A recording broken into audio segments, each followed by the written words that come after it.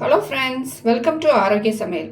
நம்ம இன்றைக்கி வந்து நல்ல கிறிஸ்பியான ஒரு ஈவினிங் ஸ்நாக்ஸ் ரெசிபி தான் பண்ண போகிறோம். வாங்க எப்படி செய்யலான்னு பார்க்கலாம். மிக்சிங் பவுல் ஒன்று எடுத்துக்கலாம். இதில் வந்து ஒரு கப் வந்து மைதா மாவு எடுத்து வச்சுருக்கேன். இதை வந்து நம்ம இதில் போட்டுக்கலாம்.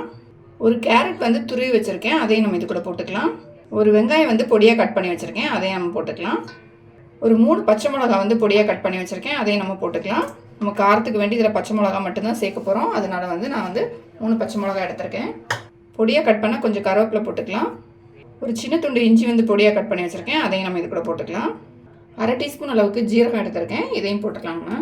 1/4 டீஸ்பூன் அளவுக்கு முழு மிளகு எடுத்திருக்கேன், அதையும் நம்ம போட்டுக்கலாம்.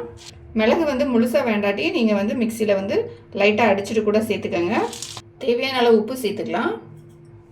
1/4 டீஸ்பூன் அளவுக்கு பேக்கிங் சோடா எடுத்திருக்கேன், இதையும் நம்ம போட்டுக்கலாம். பேக்கிங் சோடா சேர்க்கும் போது நல்லா சாஃப்டாக இருக்கும், அதுக்கு வேண்டி தான் சேர்த்துருக்கேன். இது எல்லாத்தையும் இப்போ வந்து மிக்ஸ் பண்ணிக்கலாம். நம்ம நல்லா மிக்ஸ் பண்ண பிறகு ஒரு கப் வந்து மோர் எடுத்திருக்கேன், இதை வந்து நம்ம இதில் ஊற்றிக்கலாம். நீங்கள் மோருக்கு பதிலாக கெட்டியான தயிர் கூட சேர்த்துக்கலாம். மோர் சேர்த்துட்டு ஒரு வாட்டி எல்லாத்தையும் மிக்ஸ் பண்ணிடலாம்.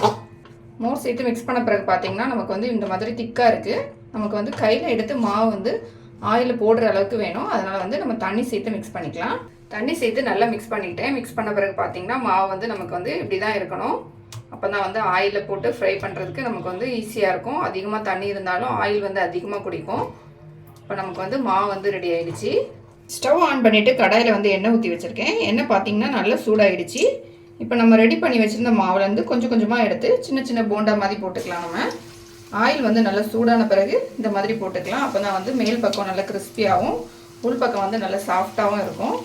நம்ம வீட்டில் இருக்கக்கூடியவங்க திடீர்னு ஸ்நாக்ஸ் கேட்டாலோ இல்லைன்னா கெஸ்ட் யாராக வந்தாலோ நம்ம திடீர்னு என்ன பண்ணணும் அப்படின்னு யோசிக்காமல் டக்குன்னு நம்ம வீட்டில் இருக்கக்கூடிய மைதா மாவு வச்சு இந்த மாதிரி ஒரு சூப்பரான ஸ்நாக்ஸ் ரெடி பண்ணலாம். நீங்களும் கண்டிப்பாக ட்ரை பண்ணி பாருங்கள். இப்போ நான் போட்டுட்டேன் மாவு எல்லாத்தையும். இதை வந்து நம்ம திருப்பி போட்டுக்கலாம். இதை அப்பப்போ எல்லா பக்கமும் நம்ம ஈவனாக திருப்பி விட்டுக்கலாம். அப்போ தான் உள் பக்கம் எல்லாமே நல்லா வெந்து வரும். நல்லா சூடாக டீ போட்டுட்டு இந்த மாதிரி நல்லா சுட சுட ஸ்நாக்ஸ் வச்சு கொடுத்தீங்கன்னு வைங்களேன், எவ்வளோ சாப்பிட்டாலும் தெரியாது. அந்த மாதிரி சாப்பிட்டுட்டே இருப்பாங்க. நம்ம பண்ண தட்டும் காலியாகிட்டே இருக்கும். இது கூட தொட்டுக்கிறதுக்கு நீங்கள் தேங்காய் சட்னி இல்லை கார சட்னி கூட வச்சு சாப்பிட்லாம். டேஸ்ட் அவ்வளோ பிரமாதமாக இருக்கும். இப்போ எல்லாத்தையுமே திருப்பி போட்டுட்டேன். இப்போ நல்லா வந்து வெந்து வரட்டும். நம்ம ஸ்டவ்வை மீடியமான ஃப்ளேமில் வச்சுட்டு இதை வேக வச்சுக்கலாம். எல்லா பக்கமே வந்து ஆயிலில் நல்லா ஃப்ரை ஆகிடுச்சு. நம்ம வந்து எடுத்துடலாம்.